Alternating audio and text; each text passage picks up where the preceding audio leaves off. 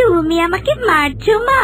আমি তোমাকে এত ভালোবাসি, আর তুমি কি না তোমার স্বামীকে আমাকে দিতে পারছো না? দিদি, ও দিদি, ঘরের মধ্যে এত ধোঁয়া কেন? হে ঈশ্বর, ঘরে তো আগুন লেগে গেছে। এই মিনতি, তাড়াতাড়ি বের হয়ে এসো, আগুন লেগে গেছে। তুমি তো আগুনে পুড়ে মারা যাবে। আরে বাহ, পুতুলটা দেখতে খুব সুন্দর হয়েছে। চমৎকার বানিয়েছে পুতুলটা, দেখে মনে হচ্ছে একদম জীবন্ত। ইস, এমন একটা পুতুলের মতো মেয়ে যদি আমার গর্ভে জন্ম নিত, একটা জীবন্ত পুতুল যে আমাকে সারাক্ষণ মা মা বলে ডাকতো। 12 বছর হয়ে গেল, এখনো সন্তানের মুখ দেখতে পারলাম না। কি আর হবে এসব ভেবে, যাই, রান্না করার সময় হয়ে গেছে।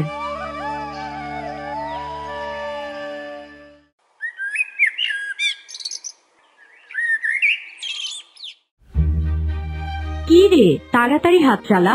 এভাবে এত দেরি করলে তো আজকে এই পুতুলগুলো বানাতে বানাতে রাত হয়ে যাবে। ও দিদি, আজকে পুতুলগুলো বানাতে পারলেও তুমি শুকাতে পারবে না। দেখতে পাচ্ছ না আকাশের অবস্থা একদম ভালো না। আরে বাবা, বৃষ্টি হোক ঝড় হোক, আজকেই পুতুলগুলো বানিয়ে শেষ করতে হবে, তা না হলে তোর জামাইবাবু আবার এগুলো হাটে বিক্রি করতে পারবে না। আমার তো মনে হচ্ছে আজ রাতেও জামাইবাবু বাড়িতে ফিরবে না দিদি। বাড়িতে না ফিরলেই ভালো, বাড়িতে ফিরলেই ঝগড়াঝাটি হয়। আমার আর এসব একদম ভালো লাগে না। তোর জামাইবাবুর তো কোনো দোষ নেই রে মিনতি, সব দোষ আমার। এত বছর হয়ে গেল, আমি তাকে একটা সন্তানও দিতে পারলাম না। আচ্ছা, এমনও তো হতেই পারে জামাইবাবুর কোনো দোষ রয়েছে, আর তাই তোমার সন্তান হচ্ছে না। ছি ছি, এসব বাজে কথা বলিস না। তোর জামাইবাবুর আবার কি দোষ থাকবে? না না, তোর জামাইবাবুর কোনো দোষ নেই, যা দোষ সব আমার। বাহ দিদি, তোমার হাতের পুতুলটা তো খুব সুন্দর। তুমি খুব সুন্দর পুতুল বানিয়েছো দিদি। এত সুন্দর পুতুল আমি আগে কখনো দেখিনি। দেখে মনে হচ্ছে একদম জীবন্ত।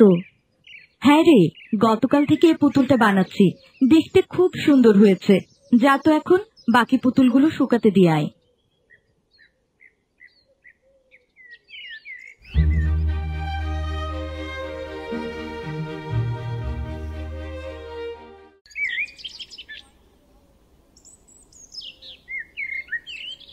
বলি, রান্না বান্না কি কিছু হলো? মাত্র বাড়ি ফিরলাম, এখনো পুতুল নিয়ে বসে আছো? গতকাল রাতে তুমি কোথায় ছিলে? আমি কোথায় ছিলাম তা জেনে তোর বাপের কি? কি ব্যাপার, বাড়িতে ফিরেই তুমি আমাকে তুই তোকারি করা শুরু করেছো? তোর সাহস কি করে হলো আমার কাছে জবাব দিয়ে চাওয়ার? আমি কোথায় ছিলাম তা জেনে তোর কি? তাছাড়া বাড়ি ফিরে আমি করবোটা কি? এত বছর তো হয়ে গেল, একটা সন্তানও দিতে পারলি না। প্রতিদিন এই সন্তানের কথা শুনতে শুনতে আমি ক্লান্ত হয়ে গেছি।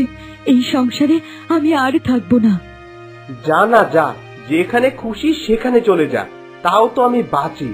বাজে মেয়ে কোথাকার, আমার জীবনটা একেবারে নরক করে দিল। তুমি তো সংসারের কোনো আয় রোজগার করো না, সব আয় রোজগার আমি করি, আর তুমি আমাকে কথা শোনাও। কি বললি?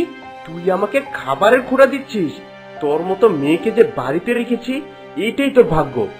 দে, আজ সব পুতুল ভেঙে আমি একবারে গুড়িয়ে দেব। ছি ছি জামাইবাবু, আপনাকেও বলিহারি যাই, আমার দিদিটার উপর আর কত অত্যাচার করবেন আপনি? এই তো নাটের গুরু চলে এসেছে। এই দুই বোন মিলে আমার জীবনটা একেবারে ছারখার করে দিচ্ছে। কেন সারাটা দিন আমার দিদিটার সাথে এমন অত্যাচার করেন আপনি? যা করেছি একদম বেশ করেছি। আজকে তোর দিদির জন্যই আমি সন্তানের সুখ পাইনি। আপনি কেন শুধু শুধু আমার দিদিকে দোষারোপ করেন বলুন তো জামাইবাবু? এমনও তো হতে পারে আপনার জন্য সন্তান হচ্ছে না। তোর সাহস তো কম না, তুই আমাকে এসব কথা বলতে পারলি? আমি থাকবোই না এই বাড়িতে, আমি এখনই চলে যাচ্ছি।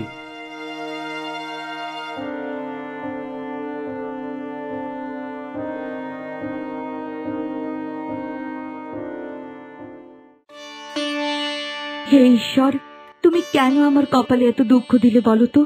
এই যে একটা সুন্দর পুতুল, দেখে মনে হচ্ছে জীবন্ত। যদি এমন একটা পুতুল আমার সন্তান হতো, তাহলে তো আমার সংসারে এত অশান্তি থাকতো না।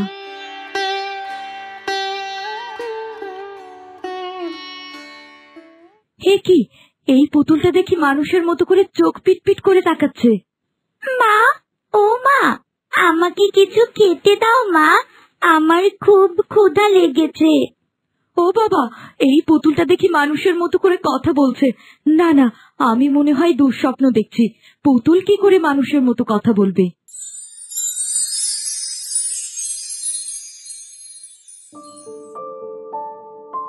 মা, আমি মানুষের মতো করে কথা বলতে পারি।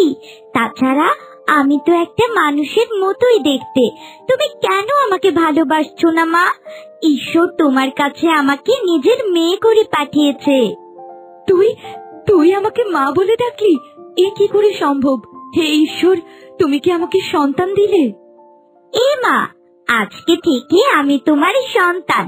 তুমি আমাকে সন্তানের মতো করে আদর করবে আর সন্তানের মতো করেই ভালোবাসবে।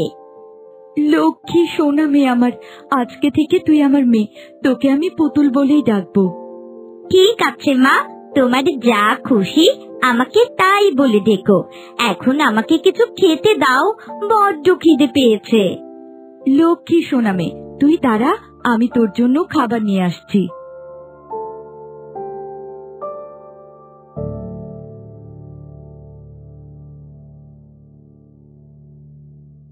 কি ব্যাপার দিদি, তুমি কার জন্য খাবার নিয়ে যাচ্ছ? জামাইবাবু তো রাগ করে চলে গেছে। আমি আমার মেয়ে পুতুলের জন্য খাবার নিয়ে যাচ্ছি। ওর বড্ড খিদা লেগেছে, আমার কাছে খেতে চেয়েছিল। কি সব বলছো পাগলের মতো? তোমার মেয়ে মানে? তোমার আবার মেয়ে কোথা থেকে আসলো? শোন শোভা, ঈশ্বর চাইলে সবকিছুই সম্ভব। ওই যে পুতুলটা দেখতে পাচ্ছিস, ওটা আমার মেয়ে। ওটা মানুষের মতো কথা বলতে পারে, আর আমার কাছে খেতেও চাইলো। দিদি, তোমার মাথা একেবারে খারাপ হয়ে গেছে। পুতুল কখনো মানুষ হতে পারে না। তুমি ভুল বুঝছো। চলো ঘরে চলো, তোমার মাথা খারাপ হয়ে গেছে। তুই আমাকে মাথা খারাপ বললি? এই মেয়েটা আমার মেয়ে, ও আমাকে মা বলেও ডেকেছে।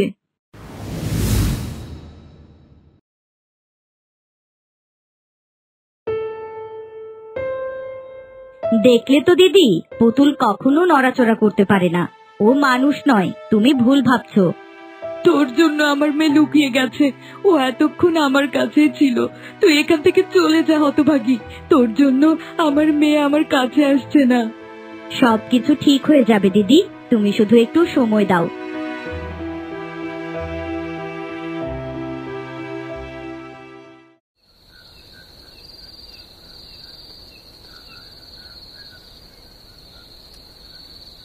এই পুতুল দেখ, সবাই ঘুমিয়ে গেছে, আর আমি তোর জন্য খাবার নিয়ে বসে আছি।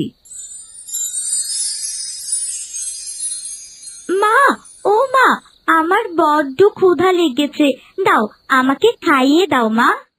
এই তো আমার লক্ষ্মী সোনা চলে এসেছে। আমি জানতাম তুই আসবি। মার জন্য তুই খুব কষ্ট পাচ্ছিস, তাই না? তুমি আমাকে ঘরের মধ্যেই লুকিয়ে রাখবে মা। কেউ যদি জানতে পারে তোমার একটা মেয়ে আছে, তাহলে তারা আমাকে নিয়ে চলে যাবে। আমি তোর কথা কাউকে বলবো না। আমি তোকে সব সময় লুকিয়ে রাখবো। তোর সব ইচ্ছা আমি পূরণ করব। তোর যা যা লাগবে শুধু আমাকে বলবি। ঠিক আছে মা, কিন্তু তোমার আর আমার মধ্যে যেই আসুক না কেন, আমি সবাইকে শাস্তি দেব মা। দেখবে, আমি কাউকে ছাড়বো না। তুমি আর আমি শুধু থাকবো। ঠিক আছে মা, তুই খেয়ে নে, এরপর আমি তোকে ঘুম পাড়িয়ে দেব।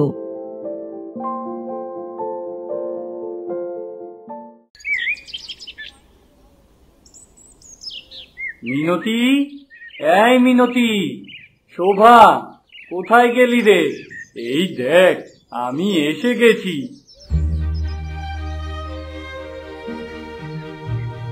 আরে মামা বাবু, তুমি চলে এসেছো। এসো এসো, ঘরে এসো। দিদিরা পুকুর ঘাটে গেছে জল আনতে। কি রে, তুই হঠাৎ করে আমাকে চিঠি দিলি? মিনতির কি হয়েছে? আমি আমার সব কাজ ফেলে এখানে ছুটে এলাম। তোমাকে ছাড়া আর কাকে বলবো বলো তো? বাবা মা মারা যাওয়ার পর আমাকে আর দিদিকে তুমি কোলে পিঠে করে মানুষ করেছো। আহা, এত না পেঁচিয়ে এবার বল কি হয়েছে? আমার তো ভীষণ চিন্তা হচ্ছে। দিদি কদিন ধরে বলছে একটা পুতুল নাকি তার মেয়ে, আর পুতুলটা নাকি মানুষের মতো ওর সাথে কথা বলে। মানুষের মতো ওর সাথে মেশে। কি বলছিস পাগলের মতো? আহারে, মেয়েটা আমার খুব অশান্তিতে আছে, আর তাই তো এসব আজে বাজে কল্পনা করছে। মামা বাবু, তুমি কিছু একটা করো। তুমি ওর স্বামীর সাথে কথা বলো, তা না হলে খুব বড় বিপদ হয়ে যাবে। ও মামা, তুমি এসেছো? কতদিন হয়ে গেল তোমাকে দেখিনি। মা বাবা মারা যাওয়ার পর তুমি আমাদের দুই বোনকে কোলে পিঠে করে বড় করেছো। এসো, আমার মেয়ের সাথে তোমাকে পরিচয় করিয়ে দেই। মেয়ে? কি বলছিস কি মা? তোর আবার মেয়ে এলো কোথা থেকে? না না মা, তোর কোথাও একটা ভুল হচ্ছে। আমার কোথাও ভুল হচ্ছে না মামা বাবু, তোমরা সবাই ভুল বলছো। আমার একটা মেয়ে আছে, ওর নাম হলো পুতুল। আমি ওকে খুব ভালোবাসি। আমি না হয় বিকাল বেলা তোর মেয়ের সাথে কথা বলবো, এখন আমাকে ভাত খেতে দে মা, সারাদিন কিচ্ছু খাইনি। আচ্ছা ঠিক আছে, তুমি বরং স্নান সেরে এসো, আমি তোমার খাবার দাবারের ব্যবস্থা করছি। আমি কিন্তু তোকে আমার সাথে করে নিয়ে যাব, তুই কিছুদিন আমার কাছে থাকবি মা। না মামা বাবু, তোমার সাথে চলে গেলে আমার মেয়ে আবার কান্নাকাটি করবে। আচ্ছা বাবা, ঠিক আছে, তুই না হয় তোর মেয়েকে সাথে করে নিয়ে নিস, আমি স্নান করে আসি।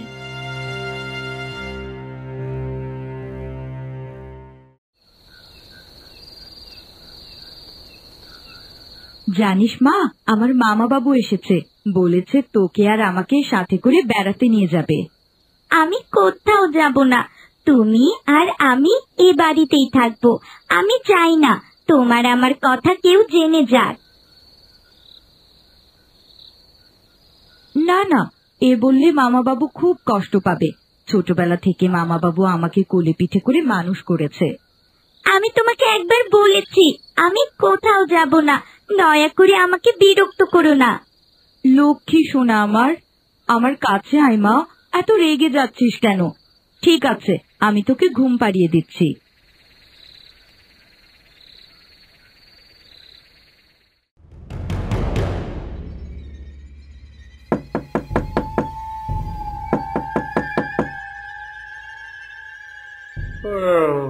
কে কে এত রাতে? কে দরজা ধাক্কা দিচ্ছিস? সবে মাত্র চোখটায় ঘুম লেগে এসেছে।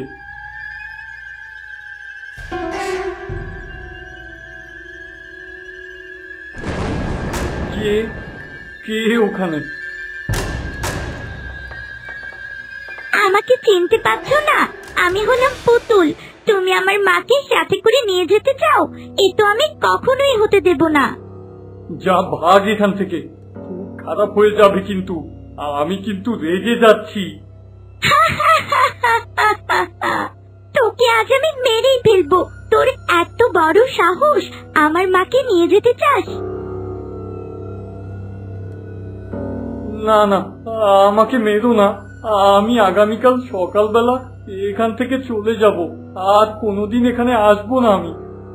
এই তো এখন আমার কথা বুঝতে পেরেছিস। আর যদি কাউকে বলেছিস যে আমি তোকে ভয় দেখিয়েছি, তাহলে তোকে মেরেই ফেলবো। না না, আমি কাউকে কিচ্ছু বলবো না, বিশ্বাস করো, আমি কাল সকালবেলায় এখান থেকে চলে যাব।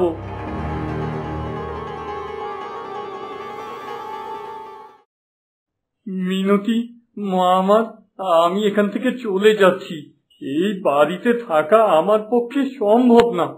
তোমাকে এমন দেখাচ্ছে কেন মামা? আজকে আমার স্বামী আসবে, আর তুমি কিনা চলে যেতে চাচ্ছ? মামা, তুমি তো কালকে এলে, আর বলেছিলে আজকে দিদিকে নিয়ে তোমার বাড়িতে যাবে। ঘোর অমঙ্গল, আমার পক্ষে এই বাড়িতে এক মুহূর্তও থাকা সম্ভব না, আমি এখনই এখান থেকে চলে যাব। কি হয়েছে বলো তো মামা? আমি তো তোমার কথার আগামাথা কিছুই বুঝতে পারছি না। আমি না হয় চিঠিতে তোকে সব লিখে জানাবো মা, আমাকে আগে এখান থেকে যেতে দে, তা না হলে আমার প্রাণটাই চলে যাবে।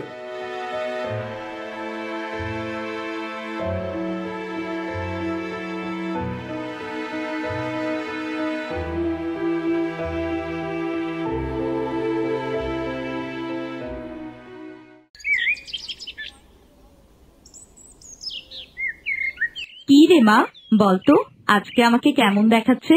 জানিস আজকে আমার বিবাহ বার্ষিকী, তাই তো মন ভরে সেজেছি।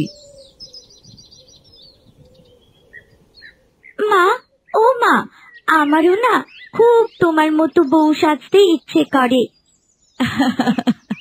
বোকা মেয়ে, তুই তো একটা বাচ্চা মেয়ে, তোর তো এখনো বিয়ের বয়স হয়নি। না মা, আমি বাচ্চা মেয়ে নই, আমি এখন অনেক বড় হয়ে গেছি। দেখো আমি কত বড় হয়ে গেছি।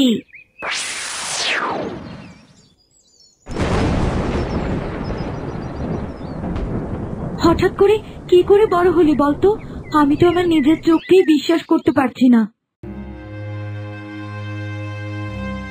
আমি বড় হয়ে গেছি মা, আর এখন আমার বিয়ে করার বয়স হয়ে গেছে। তুমি আজকে বিকেলের মধ্যেই আমাকে বিয়ে দিয়ে দাও। কি বলছিস পাগলের মতো? আমি তোকে এখন কি করে বিয়ে দেই বলতো? তাছাড়া তোকে বিয়ে দিতে গেলে তো তোর পাত্র প্রয়োজন। কেন মা, পাত্র তো তোমার বাড়িতেই আছে। তোমার স্বামীকে আমার খুব পছন্দ মা, তোমার স্বামীর সাথেই আমাকে বিয়ে দিয়ে দাও মা। মা আর মেয়ে মিলে একসাথে সংসার করব। এসব তুই কি বলছিস? না না, এ হতে পারে না। তাছাড়া আমার স্বামী তোর বাবা হয়। না মা, কেউ আমার বাবা হয় না। তোমার স্বামীকে আমার খুব পছন্দ হয়েছে, আর ওই হবে আমার বর। আমি আর তোমার স্বামী মিলে তোমার চোখের সামনে সংসার করব। কি বললি তুই? তুই আমার স্বামীর সাথে সংসার করবি? তোকে বানিয়ে আমি মস্ত বড় ভুল করেছিলাম, আর তাই তো এখন তোকে ধ্বংস করব।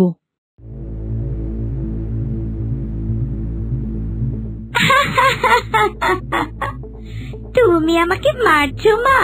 আমি তোমাকে এত ভালোবাসি, আর তুমি কি না তোমার স্বামীকে আমাকে দিতে পারছো না? দিদি, ও দিদি, ঘরের মধ্যে এত ধোঁয়া কেন? হে ঈশ্বর, ঘরে তো আগুন লেগে গেছে।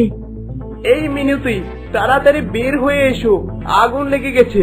তুমি তো আগুনে পুড়ে মারা যাবে। আমাকে মারতে এসেছিস তাই না? আমি এখনই তোর বোন আর তোর স্বামীকে মেরে ফেলবো, চারিদিকে আগুন জ্বালিয়ে দেব। ওখান থেকে কেউ তোরা বেঁচে থাকতে পারবি না। এ কি, পুতুলটা দেখে মানুষের মতো কথা বলছে। এ কি করে সম্ভব? না না, আমি বিশ্বাস করি না। তার মানে তুই এতদিন সত্যি কথা বলেছিলি? আমি তো তোর একটা কথাও বিশ্বাস করিনি। তুমি এখান থেকে চলে যাও পুতুল, আমরা তোমাকে চাই না। দয়া করে এখান থেকে চলে যাও, আমাদেরকে হত্যা করো না।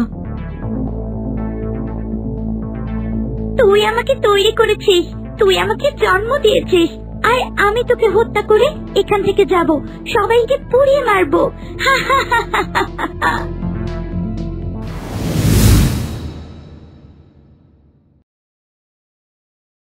প্রভু, এতক্ষণ আমি কি দেখলাম? তার মানে আমি যা দেখলাম সবকিছুই স্বপ্ন ছিল। ওই তো ওইখানে পুতুলটা রাখা আছে। পুতুলটা অবাক হয়ে আমার দিকে তাকিয়ে আছে। এই আপদ আমি আর এক মুহূর্ত ঘরে রাখবো না, এটা আমি এখনই বাইরে ছুঁড়ে ফেলে দেব।